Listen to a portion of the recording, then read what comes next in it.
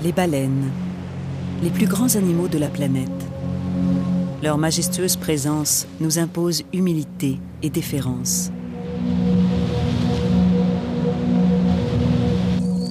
L'ordre des cétacés regroupe près de 80 espèces de baleines, de la plus petite à la plus grande. Les dauphins, les marsouins et les orques en font également partie. Ces mammifères ont largement mérité d'être surnommés les maîtres de la mer.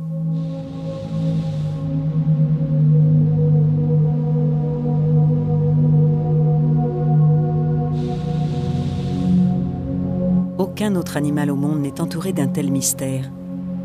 Comment se déplacent-ils dans l'immensité de l'océan? Et comment vivent-ils? Nous avons encore beaucoup à apprendre sur leur mode de vie.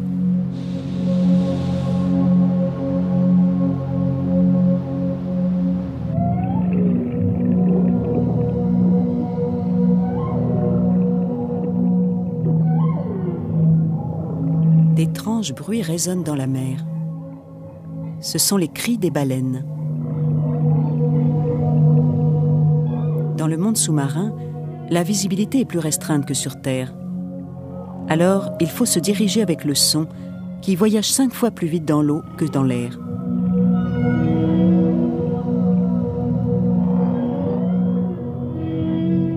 Les baleines émettent une grande variété de signaux sonores. Leur étude vient de démarrer.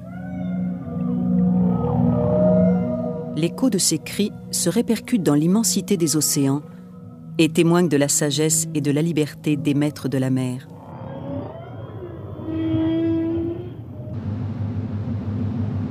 Aujourd'hui, les navires de recherche scientifique ont remplacé les anciens baleiniers. Un bâtiment de l'US Navy prend part à une exploration au large de la côte californienne en transportant un matériel sonographique sophistiqué.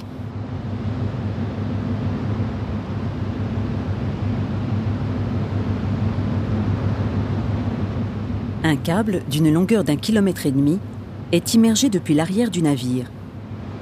Il est équipé de nombreux hydrophones capables de capter tous les sons dans l'eau.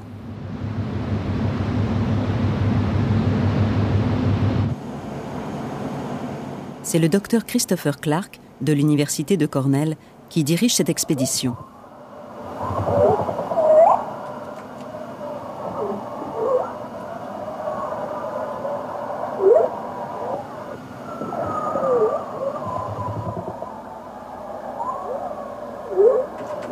À l'aide d'un ordinateur, il sélectionne les cris de baleines parmi les nombreux sons captés par les hydrophones.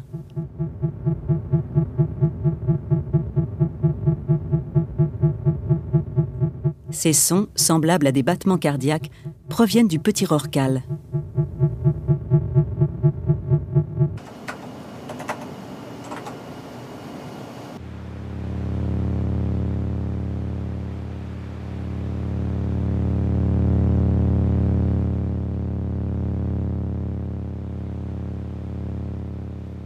Ces bruits plus graves appartiennent à la baleine bleue, la plus grande de toutes les baleines.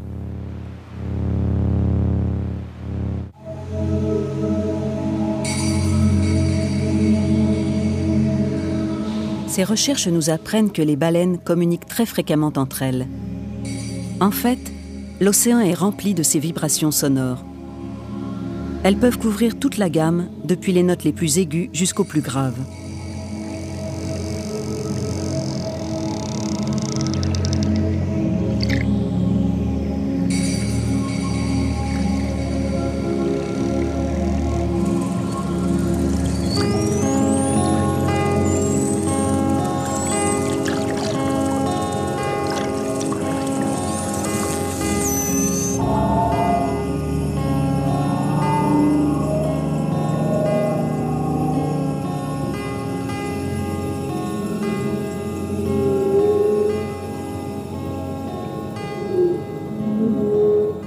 Le Dr Clark pense que c'est en grande partie grâce au son qu'elles émettent que les baleines ont pu survivre jusqu'à ce jour.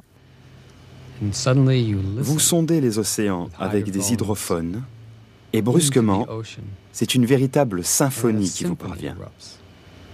Le chant des baleines. Certaines ont un rythme assez lent, d'autres un tempo plus rapide. Les baleines à bosse, que nous avons appris à connaître et à aimer, ont un chant remarquablement complexe.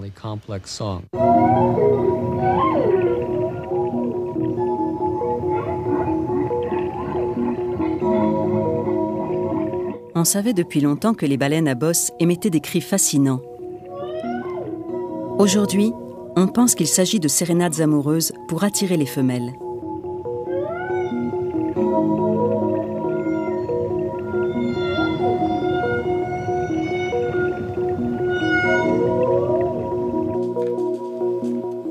Des études récentes ont montré que les baleines à bosse migraient sur de très longues distances.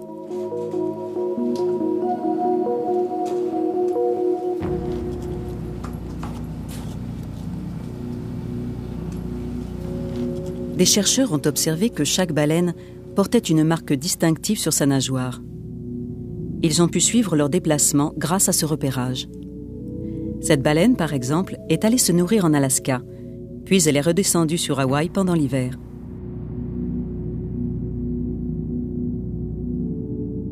Celle-ci a passé l'été dans les eaux de la côte ouest du Canada. On l'a retrouvée en hiver au large des îles Ogasawara, au Japon.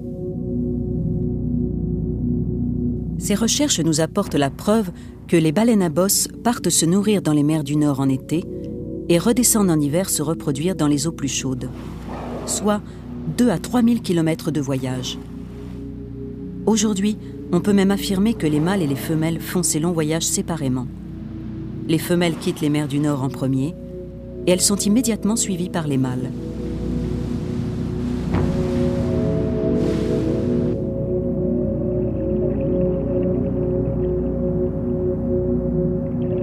Et l'on pense précisément que les chants d'amour servent à appeler les femelles parties en tête. Mais quelle distance peuvent parcourir ces signaux sonores sous la mer ?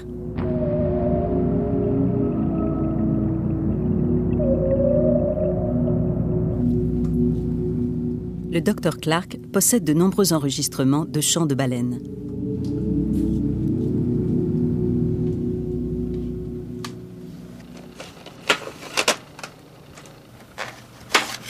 Certains d'entre eux ont été captés par la marine américaine.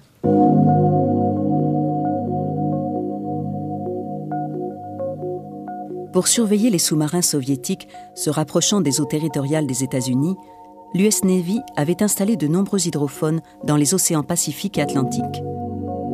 Et c'est par hasard que ces derniers ont capté des cris de baleines migrant dans ces eaux.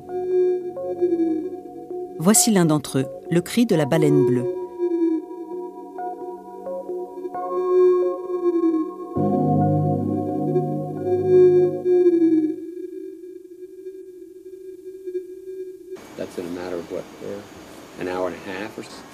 En analysant ces enregistrements, nous avons pu découvrir l'origine de chaque signal sonore et établir ainsi la position de chaque baleine.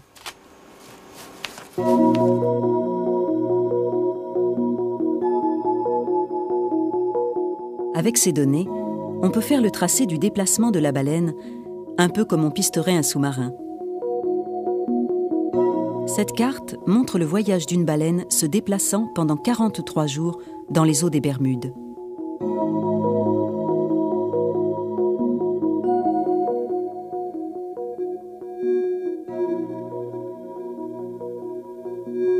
Comparant la position de la baleine et l'emplacement de l'hydrophone, on a découvert que le son avait parcouru une distance phénoménale.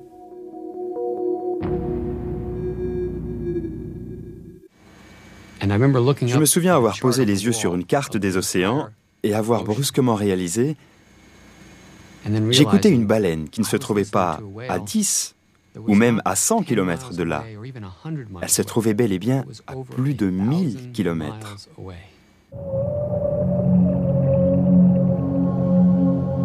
Les signaux sonores des baleines peuvent donc voyager sur plus de 1000 km. Les scientifiques ont tenté une expérience pour expliquer ce phénomène.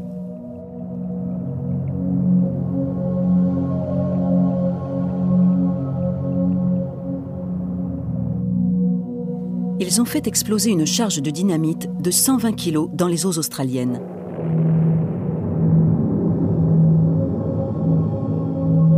Le bruit de l'explosion a traversé l'océan Atlantique pour atteindre la mer des Caraïbes en 4 heures.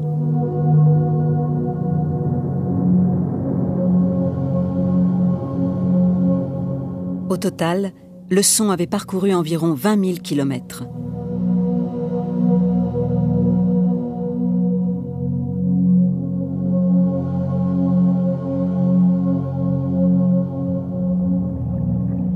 Ces expériences démontrent l'existence d'une zone spécifique dans l'océan qui permet au son de courir sur de très longues distances.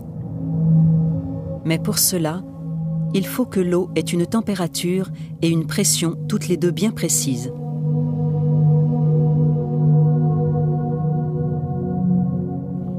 Plus on descend dans les profondeurs, plus la température baisse. À partir de 1000 mètres de profondeur, la température se stabilise.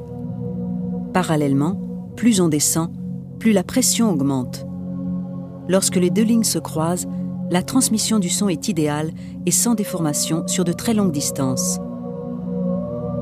On parle de chenal sonore pour désigner cette zone particulière.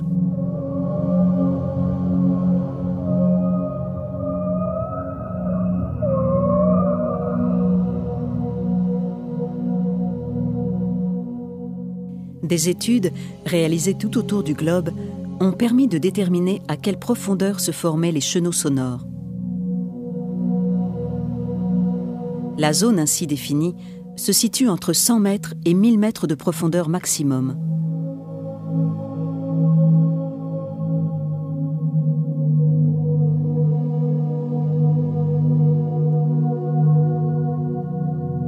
The Deep Sound Channel is such an extraordinary phenomenon. C'est un phénomène vraiment exceptionnel. Si vous écoutez la voix des baleines, qui alterne entre le plus aigu et le plus grave, vous vous demandez si elles n'utilisent pas, d'une manière ou d'une autre, le chenal pour communiquer.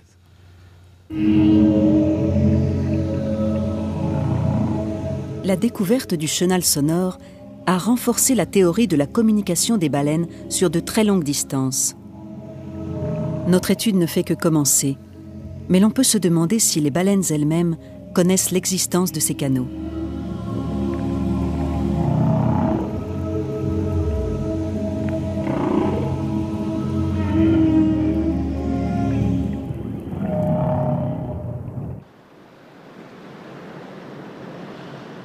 Grâce au son, certains cétacés analysent les choses invisibles aussi précisément que s'ils les voyaient.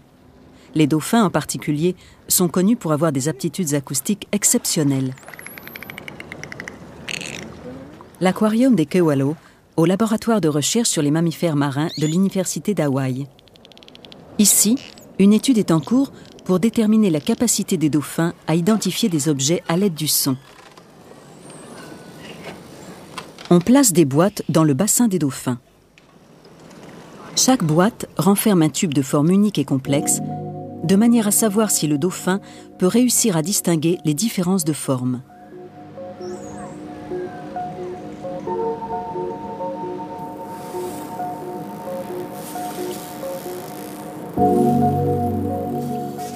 Un dauphin émet des sons pour sonder l'intérieur de la boîte. La personne à droite tient le même tube que celui qui se trouve dans la boîte. En quelque sorte, c'est comme si l'on demandait au dauphin de choisir entre deux modèles.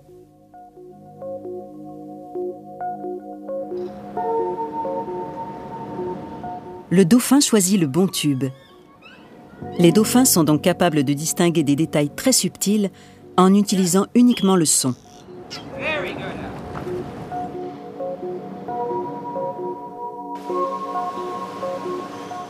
Mais que signifie exactement identifier des objets par le son ? Voici une expérience pratiquée avec le sonar de notre navire.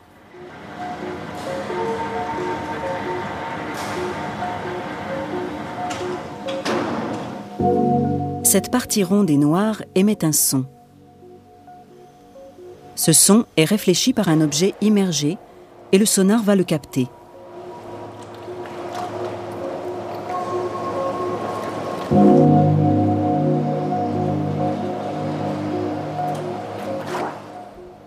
Une cage est descendue face au sonar.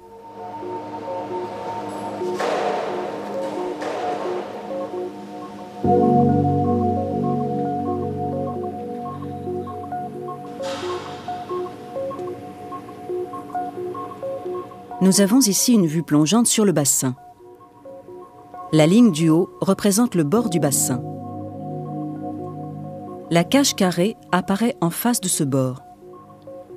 En mesurant le temps et l'intensité des vibrations sonores réfléchies, on peut identifier l'objet sous-marin. C'est ce que l'on appelle l'écholocation. Les dauphins se servent de l'écholocation pour sonder la topographie sous-marine et trouver leur nourriture dans l'obscurité des profondeurs.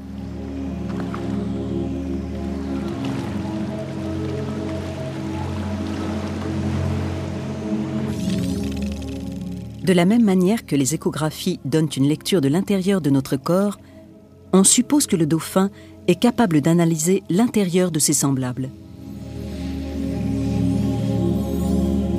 Chez les dauphins, l'écholocation est si poussée qu'ils peuvent repérer des poissons enfouis dans le sable.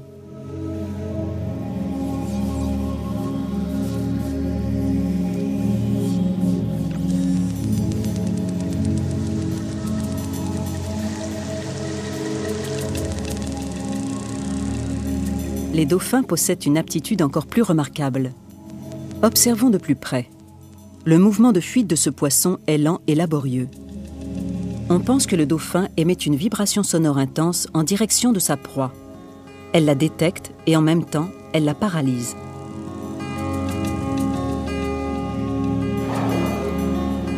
De tous les animaux marins, les cétacés sont les seuls mammifères possédant cette aptitude acoustique développée à ce niveau. Pourquoi les cétacés sont-ils les seuls à pouvoir manipuler le son de cette manière ? La réponse se trouve dans l'histoire de l'évolution.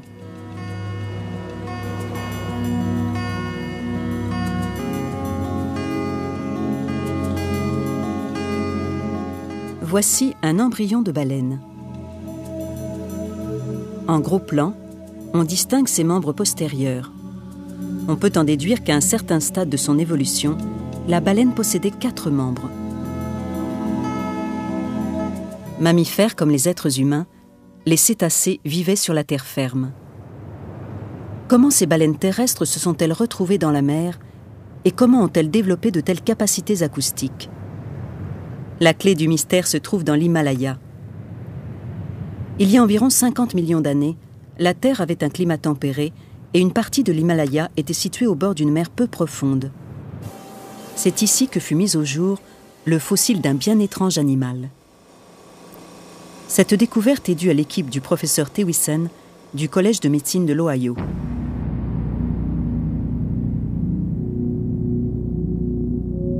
D'après ce fossile, on peut estimer que l'animal pesait au moins 300 kilos. Et puisqu'il possédait des membres antérieurs et postérieurs, cela signifiait qu'il avait vécu sur la terre ferme. Au début, les chercheurs de l'équipe n'avaient aucune idée de l'espèce à laquelle appartenait cet animal. Mais en poussant les recherches, ils réalisèrent qu'il s'agissait d'une baleine. Nous avons extrait le crâne et nous l'avons ramené à notre campement. Là, j'ai pris des sondes de précision et quelques brosses pour nettoyer certaines parties. J'ai dégagé les dents, puis ensuite l'oreille. Soudain, j'ai réalisé que l'oreille de cet animal, cette oreille, était l'oreille d'une baleine.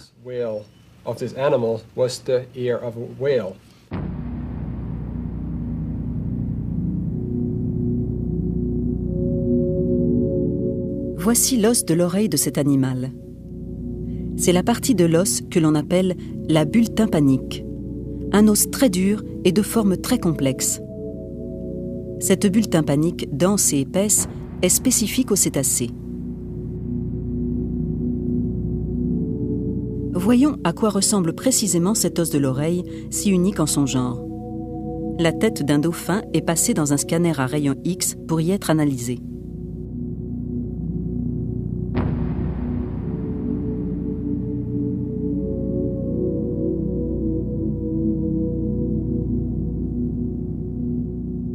Vous pouvez voir ici le grand os de la mâchoire. Juste derrière se trouve la bulle tympanique, l'os qui joue un rôle essentiel dans l'audition de l'animal.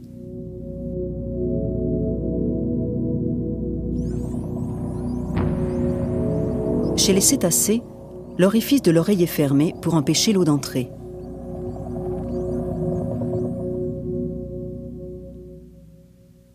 C'est pour cette raison que le son voyageant dans l'eau est d'abord dirigé vers le point d'articulation de la mâchoire inférieure et de là vers la bulle tympanique qui se trouve à côté. Regardons à présent une vue en coupe de cet os de l'oreille. Sa structure est très épaisse. C'est cette épaisseur qui permet au son d'être efficacement dirigé de l'oreille interne jusqu'au cerveau.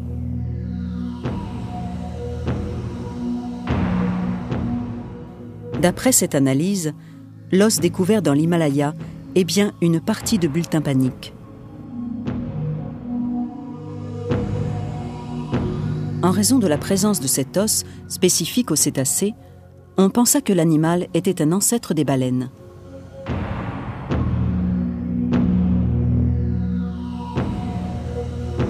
Le docteur Thewissen le baptisa Ambulocetus natans, ce qui signifie cétacé pouvant marcher et nager, car il pensait que l'animal était amphibie, vivant sur terre et dans la mer. Je n'ai pas encore toutes les preuves. Nous ne savons pas encore pourquoi une partie de l'oreille est rigide. Mais j'ai tendance à penser que cet animal avait la mâchoire près du sol et qu'il s'en servait pour sonder les bruits. Les crocodiles présentent la même similarité. Ils posent leur mâchoire sur le sol pour écouter les bruits d'une proie éventuelle.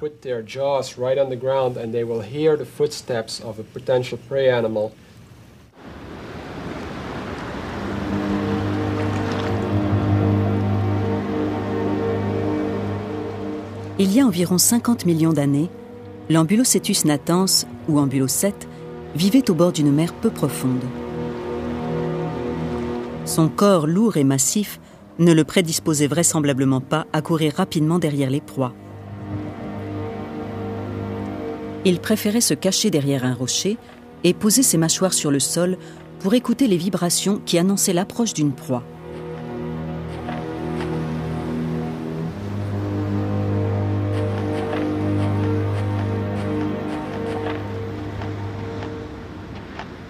Il pouvait alors guetter et capturer sa victime.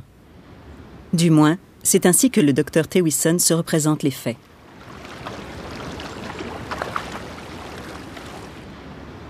En raison de cette mâchoire robuste et de dents particulièrement élimées, on suppose que l'Ambulocetus natans s'attaquait à des animaux de grande taille.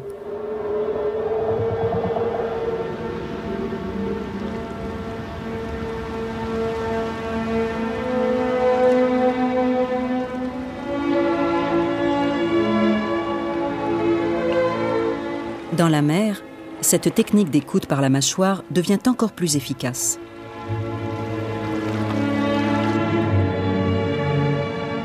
Sous l'eau, cette méthode permet une transmission du son beaucoup plus claire que l'utilisation traditionnelle du tympan. Par la suite, les baleines ont adopté ce surprenant système.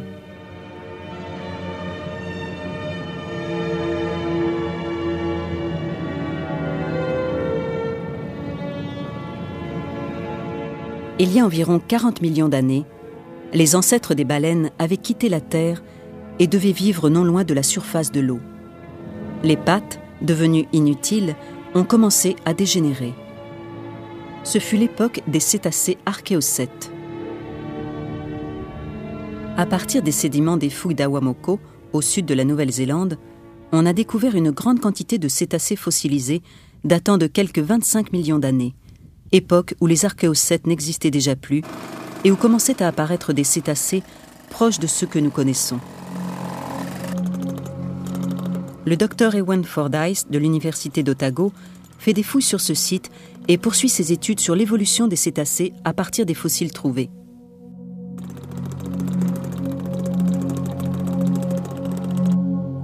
Voici le fossile d'un cétacé âgé de 25 millions d'années. On y retrouve déjà quelques similitudes avec notre dauphin actuel. Le docteur Fordyce a remarqué que la mâchoire supérieure s'élargissait nettement sur l'arrière. Nous voyons ici le crâne d'un archéocète âgé de 40 millions d'années. Remarquez que sa mâchoire supérieure ne présente pas cette forme spéciale sur l'arrière. Le fossile du milieu a 25 millions d'années. À droite, vous voyez le crâne d'un dauphin de notre époque. la mâchoire du dauphin moderne est nettement relevée sur l'arrière. On pense que cette forme particulière joue un rôle important dans l'émission des sons. Les cétacés étant dépourvus de cordes vocales, ils font vibrer leur cavité nasale pour émettre des sons. La mâchoire supérieure, avec sa forme spécifique, sert alors à expulser le son vers l'avant. Le son est compressé et propulsé dans la direction désirée par l'intermédiaire d'un organe spécifique appelé le melon.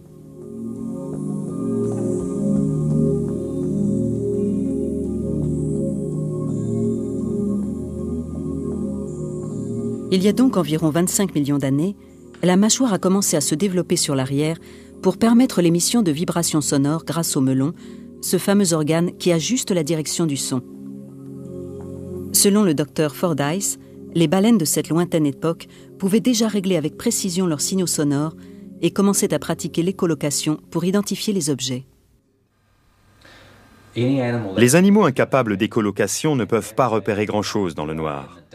Or, nous savons qu'une grande partie de l'océan est plongée dans l'obscurité et qu'une grande quantité de nourriture se trouve justement là. L'écholocation a donc permis à ces animaux de pénétrer cet univers obscur et les a rendus plus polyvalents.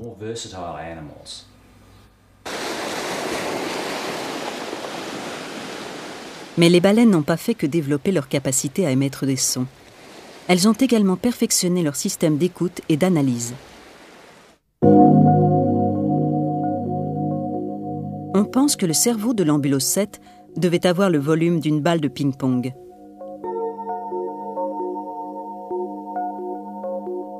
Chez le dauphin actuel, dont la taille est proche de celle de l'ambulocète, le cerveau est aussi gros que celui de l'homme. C'est justement grâce à ce cerveau plus volumineux que leurs capacités acoustiques se sont à ce point développées. Comparons le cerveau du dauphin avec celui de l'homme. La partie colorée indique le réseau des neurones qui envoient des signaux au cerveau. Les dauphins n'ont pas de nerfs olfactifs. Au niveau des nerfs optiques, il n'y a pas de grosse différence entre eux et nous. En revanche, les nerfs auditifs sont nettement plus développés chez le dauphin. Le cerveau fonctionne comme un ordinateur. Le dauphin et la baleine transmettent en permanence une multitude d'informations sonores à leur cerveau qui traitent ces données.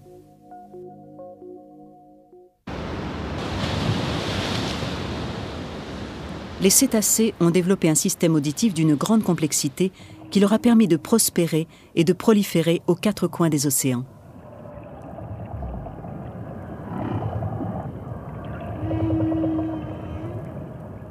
Les baleines parcourent ainsi l'immensité des mers.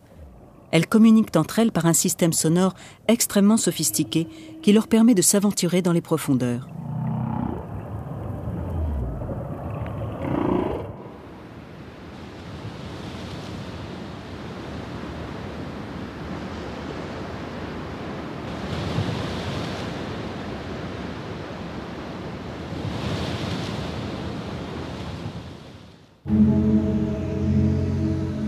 Nous savons maintenant que les baleines se servent du son pour recueillir des informations de la plus haute précision. Si on étudie de près les cris des baleines, on découvre un monde invisible et subtil qui change notre vision de l'océan.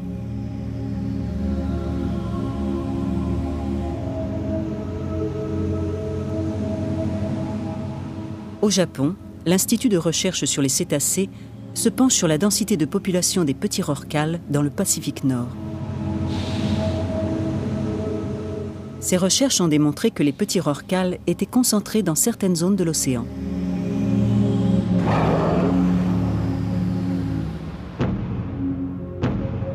En 1996, on a découvert que les petits rorquals se regroupaient particulièrement dans certaines zones au large de l'île d'Hokkaido, près de Kushiro.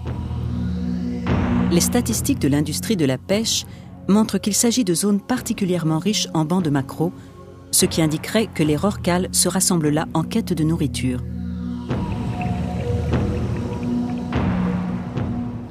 Mais comment les petits rorquals peuvent-ils savoir de si loin où trouvaient les bancs de maquereaux ? Les cétacés ont peu d'odorat, voire pas du tout. Et même en utilisant le son, il est difficile de repérer la position d'un petit poisson sur de telles distances.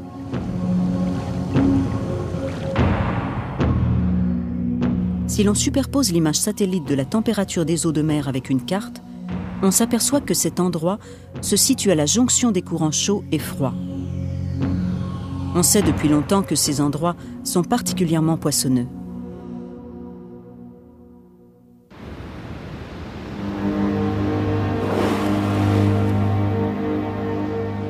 De récentes études tentent à prouver que les baleines migrant dans les océans, comme ces petits rorquals ou comme les baleines bleues, seraient capables d'analyser la température de l'eau grâce au son. Sans pouvoir vraiment repérer d'aussi petits poissons, ces baleines localiseraient donc des zones de température particulièrement poissonneuses.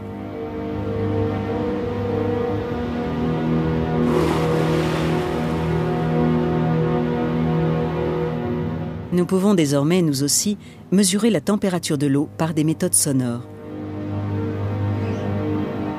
On appelle cette technologie la tomographie acoustique océanique.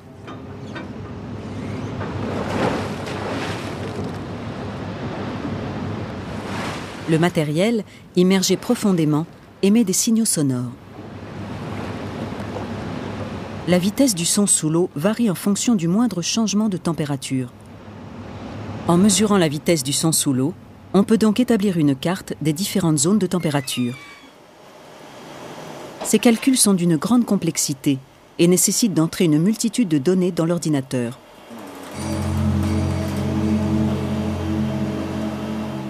D'abord, on analyse toutes les voies empruntées par le son dans la mer.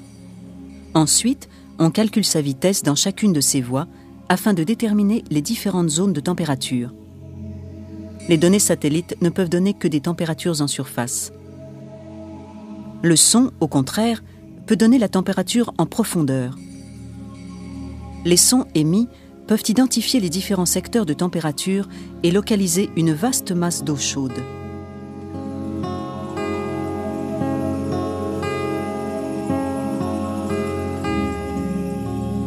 Les baleines semblent agir de la même manière pour sonder les océans.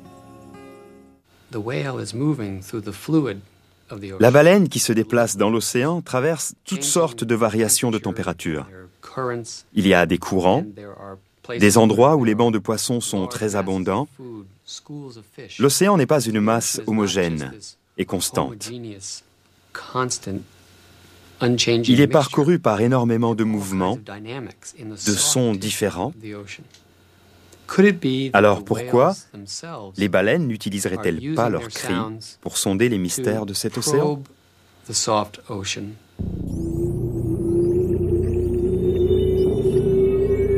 En effet, une multitude de sons vibre dans les mers.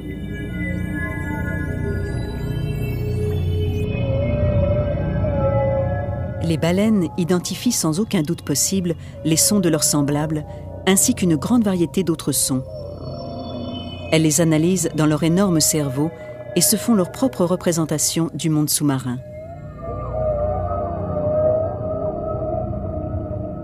Avec leurs facultés acoustiques, les baleines parcourent les océans, depuis la surface jusqu'au grand fond.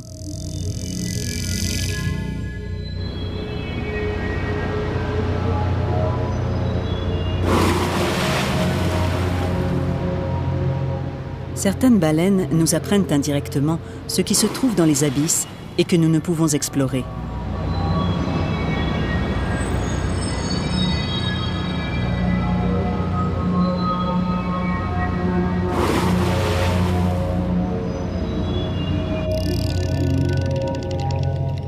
Les plongées du cachalot sont particulièrement instructives. Ils peuvent rester sous l'eau plus de 2 heures. Et on dit qu'ils peuvent plonger jusqu'à 3000 mètres de profondeur. C'est le seul animal à pouvoir faire de telles descentes vertigineuses. Si les cachalots se lancent ainsi au fond de l'océan, c'est en quête des proies vivant dans les abysses.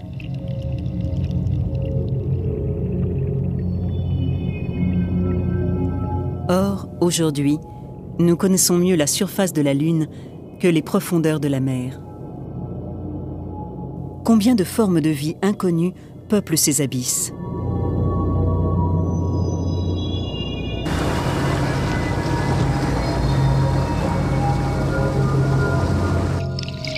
Les cachalots rencontrent parfois ces étranges créatures dans leur plongée.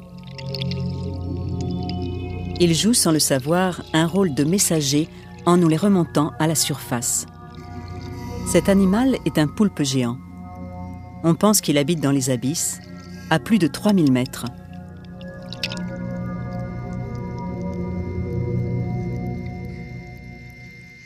Les restes de repas des cachalots nous aident à lever un voile sur ces créatures mystérieuses.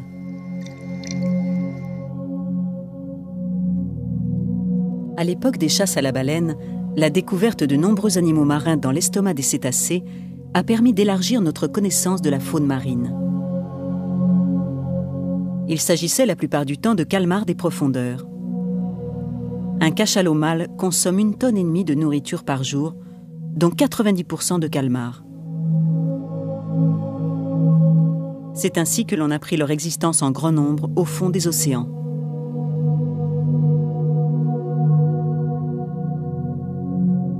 Le contenu d'un estomac de cachalot est comme un livre illustré sur les animaux marins des profondeurs. Le Musée britannique d'histoire naturelle a conservé un grand nombre de calmars trouvés à l'intérieur de ces mammifères.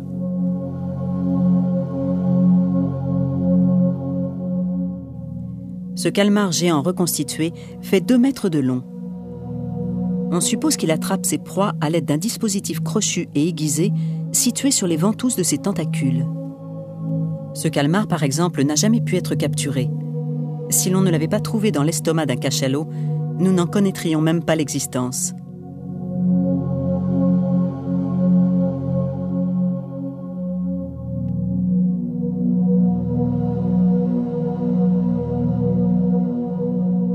Le cachalot connaît encore bien d'autres animaux vivant dans les abysses. Regardez ces cicatrices sur sa tête. Ce sont des marques en forme d'anneaux de 5 cm de diamètre.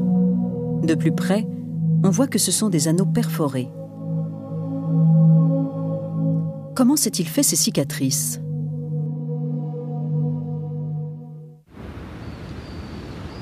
Dans les eaux qui entourent les îles Ogasawara, des femelles cachalots viennent avec leurs petits passer l'été jusqu'à l'automne.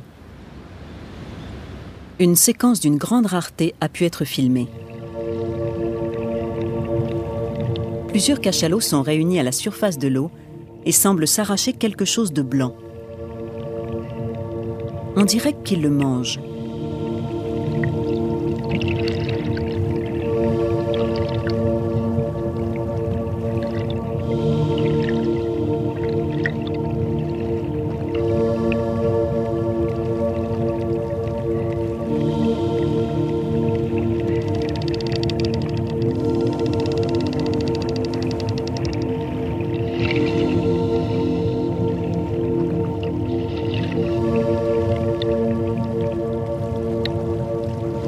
L'examen des restes nous apprend qu'il s'agissait d'un grand calmar. La femelle était-elle en train de nourrir ses petits avec le calmar qu'elle avait capturé au fond de l'océan ? Peut-être. Nous avons hissé à bord les restes du festin. C'était un calmar géant dont le corps à lui seul mesurait 3 mètres de long. Les tentacules avaient été mangés. Après analyse, il s'avéra qu'il s'agissait d'un Architeuthis, une espèce de calmar géant des profondeurs.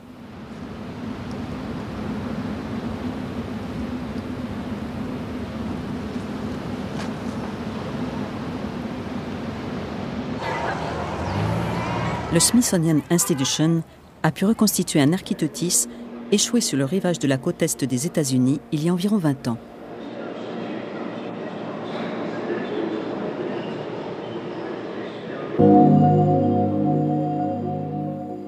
Ce calmar géant n'a jamais pu être observé dans son environnement et nous ne savons rien de son mode de vie. Il peut atteindre 18 mètres de long et son œil pourrait, selon certains, mesurer 25 cm de diamètre.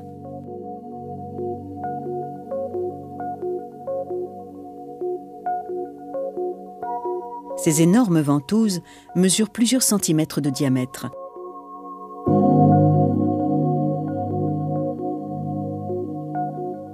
À l'intérieur, on trouve des rangées de dents pointues.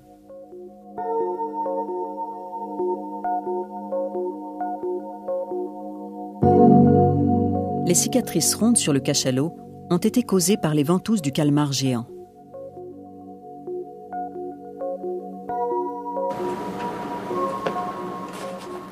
Le docteur Clyde Roper étudie le calmar géant depuis une vingtaine d'années.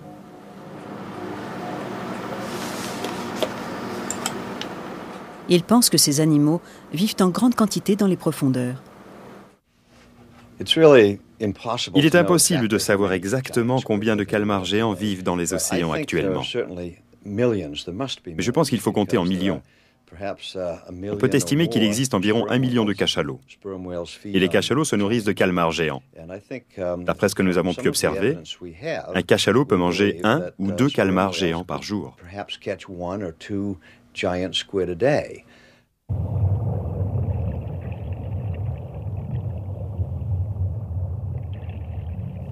Quelque part, au fond des océans, se déroulent sans doute des combats titanesques entre cachalots et calmars géants. On pense que les yeux énormes du calmar géant lui servent à capter la plus infime lueur dans l'obscurité des grands fonds pour chasser ses proies.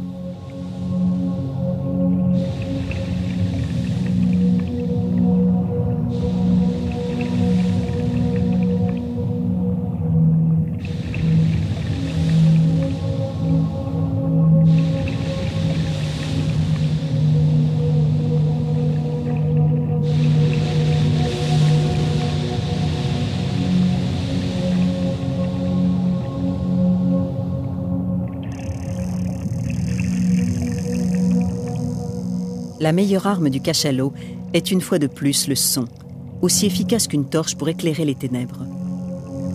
Le cachalot peut ainsi lire la topographie des lieux et partir à la chasse.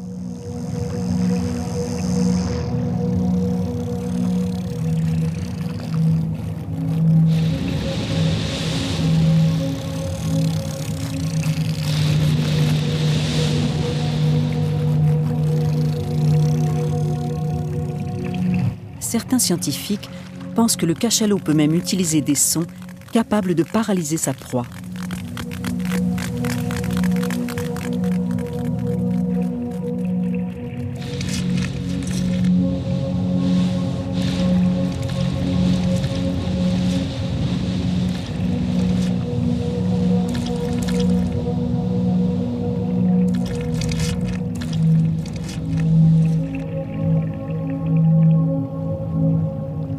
Le fond des océans doit être le théâtre d'événements mystérieux qui dépassent notre imagination.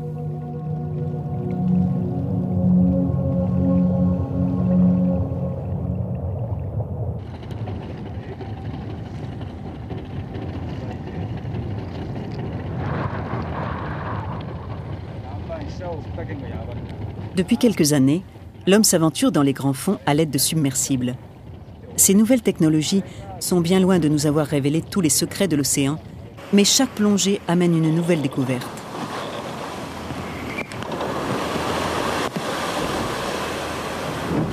Au Japon, le Centre des sciences et des technologies de la mer utilise le Shinkai 6500 pour explorer les eaux profondes de l'océan Pacifique.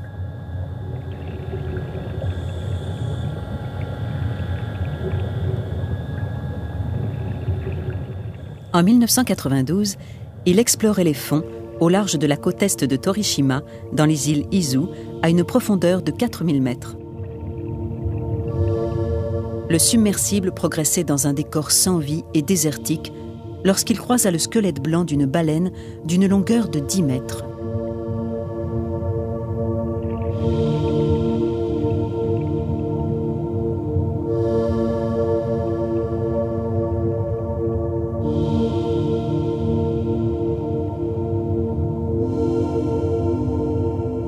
Les formes de vie se font rares sur le plancher de l'océan. Et bizarrement, une multitude d'organismes, vers, crevettes, petits mollusques, entouraient le squelette. Des recherches ont par la suite démontré que les substances issues de la décomposition des os de baleine servent de nutriments à ces animaux.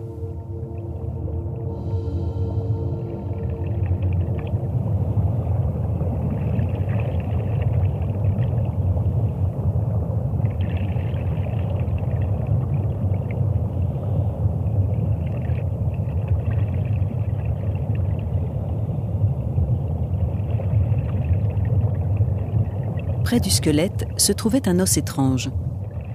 Il s'agissait de la fameuse bulle tympanique. Cet os très dense était resté longtemps au fond de l'océan, sans se désintégrer.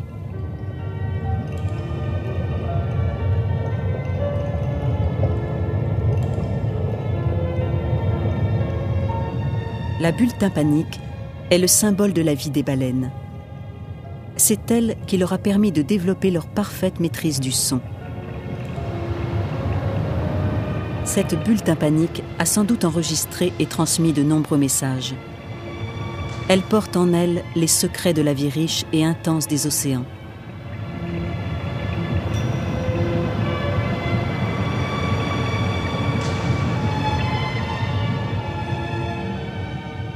Le chant des baleines continue de remplir le monde marin. Nous commençons seulement à lui prêter l'oreille.